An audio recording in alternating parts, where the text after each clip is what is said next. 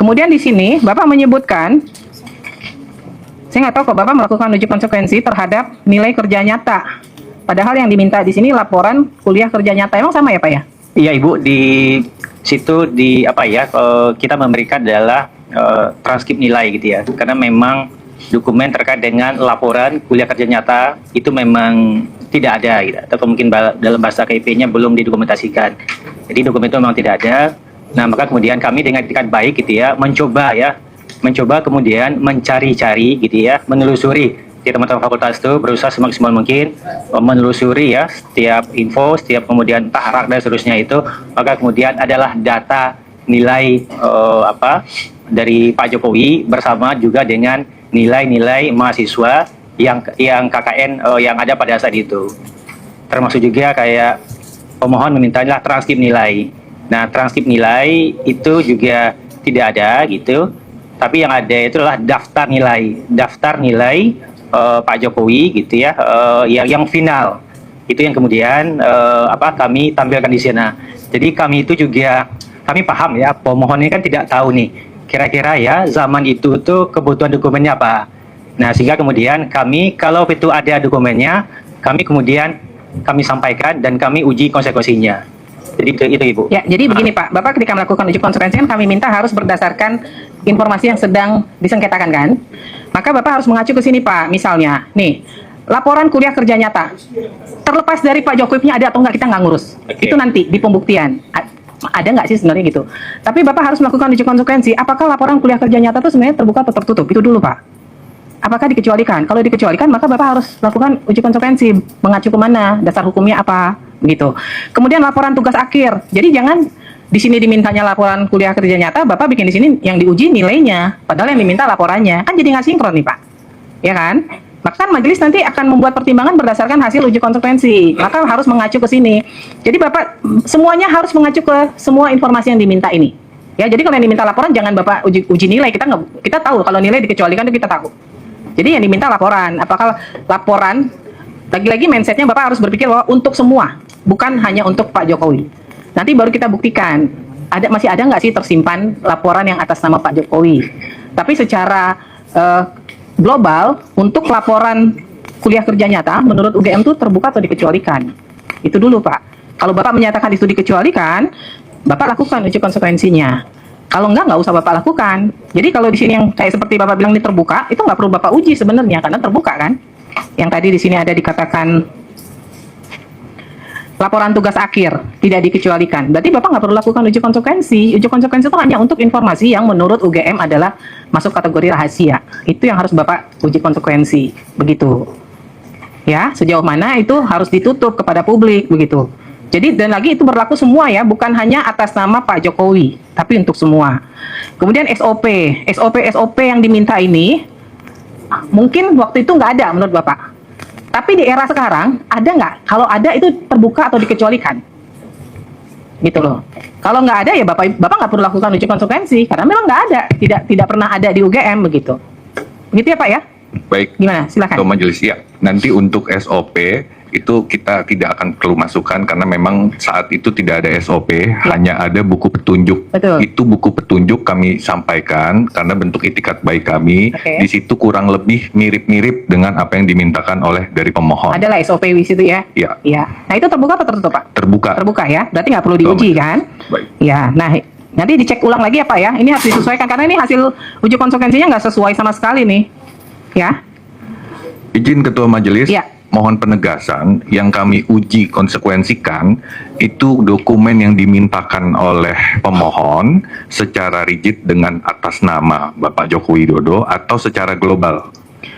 Jadi Mohon pertama Bapak penjelasannya. melakukan secara global dulu. Secara global nanti baru di pertimbangannya Bapak menyebutkan yang atas nama Pak Jokowi, misalnya sekarang logikanya gini aja Pak, kalau dikecualikan, mau itu sedang dalam proses hukum atau apapun, dia tetap dikecualikan, kan begitu. Tapi kalau dia sebenarnya terbuka, kemudian saat ini sedang dalam proses pengadilan sehingga nggak bisa diberikan, itu sebenarnya nggak perlu dilakukan uji konsekuensi. Karena mengacu ke pasal 17, dia dikecualikan, kan begitu. Yang Bapak lakukan uji konsekuensi adalah ketika siapapun yang meminta, UGM akan menyatakan itu dikecualikan, siapapun. Nah, kalau yang terkait ijazah Pak Jokowi bahwa sekarang sedang dalam proses peradilan, Bapak Ibu tinggal mengacu ke pasal 17. ya kan? Bahwa di situ dengan jelas disebutkan masih dalam proses peradilan menjadi informasi dikecualikan. Nah, tapi kami sedang mendalami lagi dari UGM karena yang menjadi para pihak kan bukan UGM nih. Para pihaknya adalah orang lain, hanya dokumennya sedang dipinjam dalam tanda kutip dipinjam oleh Mabes Polri atau oleh Polda Metro Jaya dalam kasus sengketa yang lain, ya kan? Kan para pihaknya bukan UGM kan? UGM nggak jadi para pihak kan di sengketanya Polda Metro kan? Ya, jadi secara global dulu bahwa nilai KKN apakah secara global menjadi informasi yang terbuka atau tertutup? Kalau tertutup silahkan lakukan uji konsekuensi. Kemudian nanti baru di dalam persidangan baru kita nanti akan gali. Nah, kalau terkait ijazah Pak Jokowi atau terkait nilai KKN Pak Jokowi ini ada atau enggak? Gitu. Ya. Tak seperti biasa, persidangan gugatan citizen lawsuit dipenuhi pengunjung. Melalui kuasa hukumnya, pihak penggugat meminta pengadilan agar dilakukan pencocokan ijazah. Sementara pihak Jokowi mempertimbangkan untuk meminjam ijazah dari Polda Metro Jaya. Sukses. Majelis yang kurang benar, tidak benar, diganti. Satu, kemenangan rakyat. Amin. Kemenangan rakyat kedua adalah bahwa Jokowi terpaksa harus nanda tangan. Itu kemenangan rakyat, memaksa Jokowi. Itu tanda tangan basah, ya. Yang ketiga, kemenangan rakyat di depan kita akan terbukti jasanya palsu. Saya alumnus UGM ya. Dari putusan-putusan KIP ini ada beberapa makna penting yang menurut saya. Yang pertama adalah UGM, Universitas alma mater saya yang saya banggakan, sudah divonis memang bersalah bahwa dia selama ini melaksanakan azas yang tertutup. Sebenarnya kalau UGM memaknai demokrasi, demokrasi itu apa sih? Keterbukaan. Tidak perlu kita berdebat di sini karena Undang-Undang Keterbukaan Informasi Publik sudah jelas bahwa ijazah yang menyangkut pejabat publik itu harus terbuka untuk umum. Dan ini sudah ditegaskan oleh Majelis Hakim bahwa terkait ijazah Joko Widodo itu terbuka untuk umum. Lalu yang kedua, dengan dikeluarkannya putusan mulai dari beberapa putusan itu sampai putusan hari ini, seorang Joko Widodo yang mengatakan dirinya lulusan UGM, dia langsung terbuka aja untuk publik, dia tunjukkan karena memang sudah diperintahkan. Selama ini dia mengatakan itu rahasia pribadi apa segala macam. Joko Widodo sendiri sebenarnya harus tunjukkan, dia minta kepada Polda, Pak, ini lembaga KIP sudah mengatakan bahwa memang ini terbuka untuk publik, tidak usah dilanjutkan Pak, mana ijazahnya, saya tunjukkan, ya. Dengan tidak ditunjukkan sampai hari ini, ya, dan ada pengecualian pada dalam putusan KIP bahwa itu ada di bawah penguasaan Polda Metro karena itu diproses hukum, itu kami menduga keras bahwa memang ijazah Joko Widodo itu palsu. Pada proses pemeriksaan kami menghadirkan saksi seperti Mas Roy Suryo dan Bu Dr. Tifa. Dia tidak hanya datang sekali, ketika lawan membuktikan ijazah, saya minta mereka boleh lagi hadir. Ini kan tidak pernah terjadi di peradilan kita, maka saya ingin yang seperti itu. Itulah yang saya inginkan, yang namanya cross examination, dan itulah yang diajarkan oleh undang-undang baru kita. Yang punya kewenangan apakah Polda Metro berkenan atau tidak untuk memberikan kesempatan kepada kami selaku kuasa hukum Pak Jokowi untuk bon pinjam terhadap alat bukti yang saat ini dijadikan barang bukti oleh penyidik pejabat Polri. Yang saya maknai dari putusan-putusan KIP ini adalah sebenarnya dengan dikeluarkannya putusan mulai dari beberapa putusan itu sampai putusan hari ini, seorang Joko Widodo yang mengatakan dirinya lulusan UGM, dia langsung terbuka aja untuk publik, dia tunjukkan karena memang sudah diperintahkan. Selama ini dia mengatakan itu rahasia pribadi apa segala macam.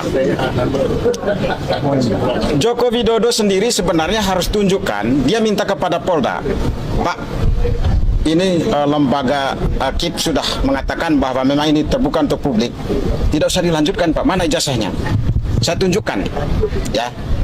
Dengan tidak ditunjukkan sampai hari ini, ya, dan ada pengecualian tadi dalam putusan KIP bahwa itu ada di bawah penguasaan Polda Metro karena itu diproses hukum, itu kami menduga keras bahwa memang ijazah Joko Widodo itu palsu.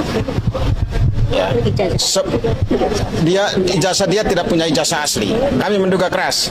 Nah, kalau punya ijazah asli, karena selama ini dia berlindung bahwa itu adalah dokumen pribadi yang tidak boleh diketahui oleh publik. Dengan adanya putusan ini dia langsung keluarkan. Saya tunjukkan ke publik. Ijazah dia, ijazah gaib lah itu. Ijazah itu gaib, nggak ada kira-kira nggak ada, sama gaibnya dengan ijazah bapaknya. Bapaknya bohong tentang ijazah, anaknya juga mau bohong tentang ijazah. Bung, ini kalau dituntut itu berapa triliun itu oleh Pak Palal itu. Pak Palal itu menuntut sekian triliun. Dan duit itu bukan untuk Pak Palal. Duit itu harus dimasukkan kembali ke negara. Ke negara itu artinya itu duitnya rakyat. Wah, itu keren, Bung. Dituntut. Dan kalau itu akan terbukti, insya Allah dia terbukti, ya diseretlah dia. Diseretlah keluar dari kantornya. Apa maksudnya? Yaitu kata lengser. Lengser, Bung. Dilengserkan. Bukan lengser karena sudah sampai waktunya, tapi dilengserkan, dibikin lengser, dibikin tidak relevan sama sekali, karena sekarang pun dia sudah tidak relevan. Ngaku-ngaku ini, Bung, ngaku-ngaku sekolah di Santo Yusuf, itu sekolah elit yang tidak mungkin. Dia main di halaman sekolah itu pun mungkin diusir sama murid-murid di situ. Siapa kau? Siapa kau? Kok kau ada di sini? Ini sekolahan gue. Lo nggak boleh ikut-ikut sini. Lo main di halaman, Bung. Mungkin digusur lah sama orang-orang. Mana bisa ngaku-ngaku kayak begitu. Jadi dia udah bohong tentang itu dan bohong tentang begitu banyak hal yang lain. Bohongnya bohong, Bung. Bung, jangan keliru. Saya ingin mengingatkan lagi kepada ada mak-mak yang tidak sudi omongan sama si Samsul. Ada mak-mak, gah, malas, gah. Wah, kayak gitu. Waduh, Bung, wakil presiden republik dibegitukan oleh warga negara, oleh mak-mak. Halo sahabat politik. Kembali lagi bersama saya di Fakta Politik, channel yang paling membahas fakta, isu politik, dan perkembangan hukum yang sedang menjadi perhatian masyarakat. Sahabat politik, ada perkembangan terbaru yang sangat menarik untuk kita bahas hari ini. Polemik mengenai ijazah Joko Widodo kembali menjadi perhatian publik setelah proses hukum yang melibatkan Dr. Tifauzia Syasuma atau Dr. Tifa memasuki tahapan penting. Jangan sampai kita salah memahami judul, berita, potongan video, atau informasi yang beredar di media sosial. Karena ada perbedaan antara putusan dan yang sudah benar-benar dibacakan hakim dengan agenda sidang yang baru akan memasuki pembacaan putusan. Nah, sebenarnya apa yang terjadi? Dan apakah benar sudah ada keputusan hakim yang menyatakan sesuatu mengenai keaslian ijazah Jokowi? Kita bahas secara lengkap di video kali ini. Sahabat politik, perkara mengenai dugaan ijazah palsu Jokowi memang sudah bergulir dalam sejumlah proses hukum. Salah satu perkembangan terbaru adalah perkara pra-peradilan yang diajukan oleh Tifauzia Syasuma atau Dr. Tifa di Pengadilan Negeri Jakarta Selatan. Pada Rabu 19 Agustus 2026, persidangan memasuki agenda pembacaan kesimpulan dari para pihak. Setelah agenda tersebut selesai, hakim menetapkan bahwa pembacaan putusan akan dilakukan pada Jumat 21 Agustus 2026, pukul 9. Artinya, pada saat video ini dibuat, putusan tersebut belum dibacakan. Jadi, kalau ada informasi yang mengatakan bahwa hakim sudah menjatuhkan putusan hari ini, kita harus berhati-hati dalam menerimanya. Nah, ini bagian yang sering membuat publik bingung. Sebelumnya, perkara Dr. Tifa juga pernah bergulir di Pengadilan Negeri Jakarta Timur. Pada tanggal 23 Juli 2026, Majelis Hakim menerima eksepsi dari tim penasihat hukum Dr. Tifa. Akibatnya perkara tersebut tidak berlanjut ke tahap pembuktian pada saat itu, dan berkas perkara beserta barang bukti diperintahkan untuk dikembalikan kepada penuntut umum. Namun perkembangan perkara tidak berhenti begitu saja. Jaksa kemudian kembali melimpahkan perkara tersebut sehingga prosedur hukum kembali menjadi perhatian publik. Inilah sebabnya mengapa kita perlu melihat konteks selengkapnya, bukan hanya membaca satu judul berita. Sahabat politik, jawaban harus hati-hati. Jangan menarik kesimpulan sebelum melihat amar putusan hakim secara lengkap. Sebuah sidang atau pra-peradilan tidak otomatis berarti hakim telah memutuskan bahwa sebuah dokumen tersebut tertentu palsu atau asli. Kita harus melihat apa yang sebenarnya dimohonkan oleh pihak pemohon, apa yang menjadi objek pemeriksaan hakim, dan apa isi amar putusannya. Karena itu jangan sampai masyarakat mendapatkan kesimpulan yang terlalu cepat hanya berdasarkan judul video itu, potongan pernyataan di media sosial. Menariknya lagi, polemik mengenai dokumen akademik Jokowi juga berkaitan dengan proses hukum di Pengadilan Tata Usaha Negara. Pada tanggal 30 Juli 2026, PT UN Jakarta menolak keberatan Universitas Gadjah Mada terhadap putusan Komisi Informasi Pusat yang berkaitan dengan keterbukaan informasi mengenai dokumen akademik. Namun sekali lagi, sahabat politik, putusan dalam perkara tersebut harus juga dibaca sesuai objek dan wewenang pengadilannya. Jangan mencampur adukan satu perkara dengan perkara lain. Karena masing-masing proses hukum mempunyai objek, pihak, dan dasar hukum yang berbeda. Menurut saya inilah yang terpenting. Masyarakat tentu berhak mengetahui perkembangan kasus yang menjadi perhatian publik. Tetapi sebagai penonton dan pengguna media sosial, kita juga mempunyai tanggung jawab untuk tidak langsung percaya pada informasi yang belum terverifikasi. Apalagi isu mengenai ijazah Jokowi sudah menjadi polemik yang sangat sensitif secara politik. Satu judul yang provokatif bisa dengan mudah membuat masyarakat menyimpulkan: 1. Ijazah sudah terbukti palsu atau sebaliknya.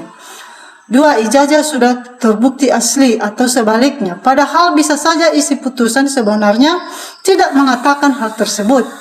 Karena itu mari kita tunggu amar putusan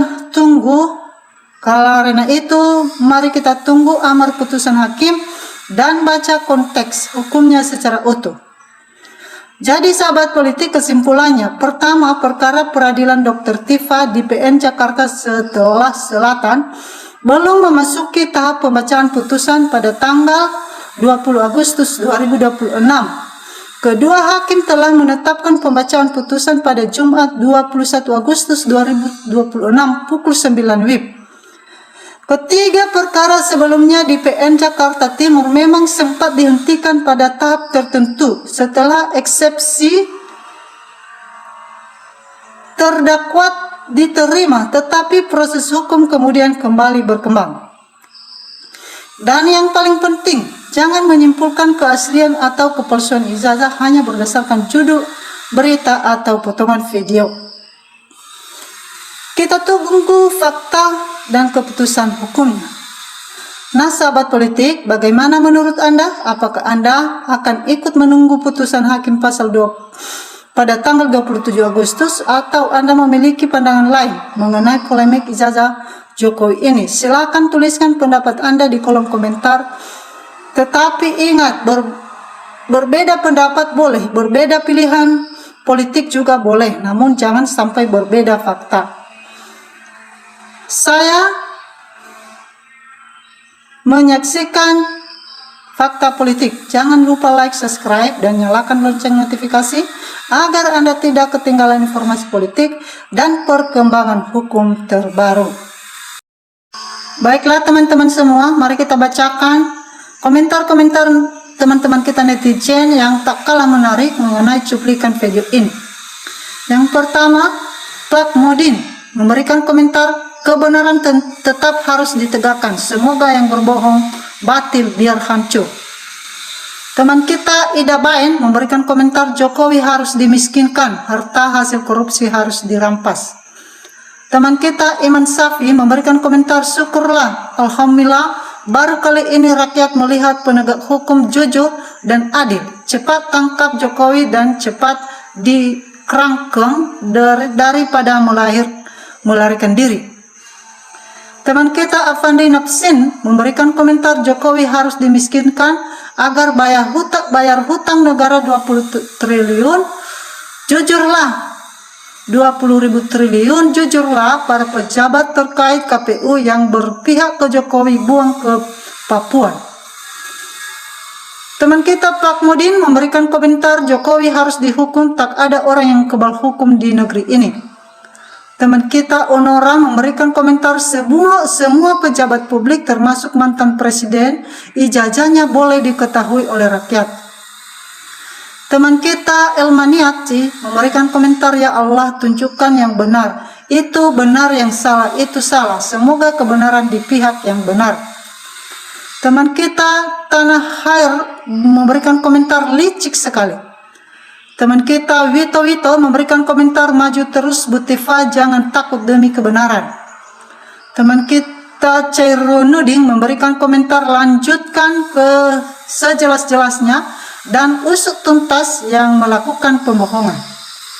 Teman kita Asep Septin memberikan komentar, bila semua aparat penegak hukum tegak menegakkan kejujuran, tidak direkayasa, urusan ijazah bisa cepat tuntas. Teman kita Cucu Kurensing memberikan komentar, semoga Allah selalu melindungi orang-orang yang sedang berjuang. Teman kita Supra X memberikan komentar, hukum buatan nomor 1, hukum kurang hadis yes. Teman kita Tanah Hairbet memberikan komentar, logikanya apapun yang asli tidak ada yang bisa menyita, tidak masuk akal, berarti palsu. Teman kita NW memberikan komentar, terus perjuangkan kebenaran.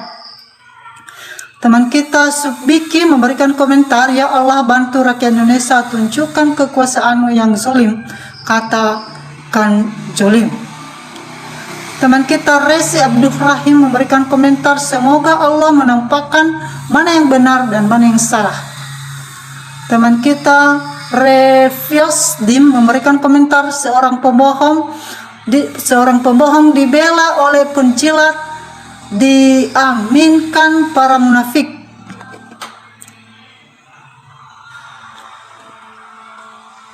Orang yang melindungi kasus ijazah palsu dan para termul. Teman kita Muhammad Rezik Ramsyah memberikan komentar, alhamdulillah, Allahu Akbar, Allahu Akbar, Allahu Akbar, maju terus Bu Tifa dan Roy Suryo, menang, amin. Teman kita Asep Proyek memberikan komentar, Majelis Hakim PN Jaktim, ingat kalian dipercaya menegakkan keadilan, bukan menyelewengkan kebenaran. Teman kita Rosib Dita memberikan komentar, alumni tahun 85 tahu-tahu baru muncul 2017, ada reuni bodong. Dosen pembina bohong, ini orang aneh, harusnya ditangkap saja. Buka buku dokumen 1957 sampai 1985, tak ada foto Jokowi dan ijazah JKW SMA Surakarta, tetapi terdaftar SMA Yogyakarta. Belum lagi riwayat KKN-nya, teman reuninya palsu semua. Teman kita Ading Superdi memberikan komentar, terus Pak Roy, Dr. Tipa, Anda benar-benar rakyat mendukung, semoga Allah melindungimu. Teman kita Zuriajar memberikan komentar, semoga Allah memperlihatkan kebenaran yang benar-benar itu benar dan yang salah itu salah terjadi para pejabat publik. Teman kita Nur Khosid memberikan komentar, alhamdulillah Allah sudah buka kebohongan pejabat dan dia harus bertanggung jawab atas tindakan pemalsuan yang telah dilakukan. Teman kita Checkpoint memberikan komentar, para negara ini dibuat hancur oleh pejabat pengkhianat. Teman kita Muktabani memberikan komentar, tak ada lagi rasa kasihan bagi yang bersalah. Pengkhianat, kebenaran, kejujuran harus ditegakkan. Jangan sampai kalah, berani berbuat, harus berani bertanggung jawab. Teman kita Sahabada Bula memberikan komentar, ya Tuhan bantu masyarakat Indonesia yang ingin Jokowi, tundukkan Jokowi dan Pak Hakim. Teman kita Hosto Praton memberikan komentar, khusus orang yang beriman, Allah tidak tidur, Maha tahu, jikalau menang di dunia akhirat pasti tidak lepas dari hukum Allah. Teman kita Ana Mujadin memberikan komentar, amin, subhanahu wa ta'ala. Teman kita Namudin memberikan komentar, bukan boleh tahu, tetapi wajib ditunjukkan secara langsung ke publik. Teman kita Wajib Perwira memberikan komentar, usut tuntas biar rakyat tidak pro kontrak, berantas para penjilat biar hukum tegak. Teman kita Mendi Priang memberikan komentar, tunjukkan ijazahmu demi rakyat. Teman kita Haruwisda memberikan komentar, hukum seindah mungkin. Teman kita Tribangsa memberikan komentar, maju terus jangan kendor. Teman kita Suprijadi Sentono memberikan komentar, harus dibedah sampai tuntas agar menjadi pelajaran bagi calon pemimpin ke depan. Jangan sampai ijazah palsu tidak terus dipakai oleh calon pemimpin. Teman kita Trunima Riman memberikan komentar, ini kemenangan rakyat, menyembunyikan bangkai saatnya tercium. Teman kita Inoksolin memberikan komentar, jangan lupa Termul dan pengacaranya harus diseret ke ranah hukum sebab melindungi orang berbohong dan hingga memecah belah rakyat. Demikianlah teman-teman pendapat atau komentar-komentar teman-teman kita netizen, dan kami ucapkan terima kasih kepada kita semua yang telah menonton dari awal hingga akhir video ini. Salam NKRI harga mati.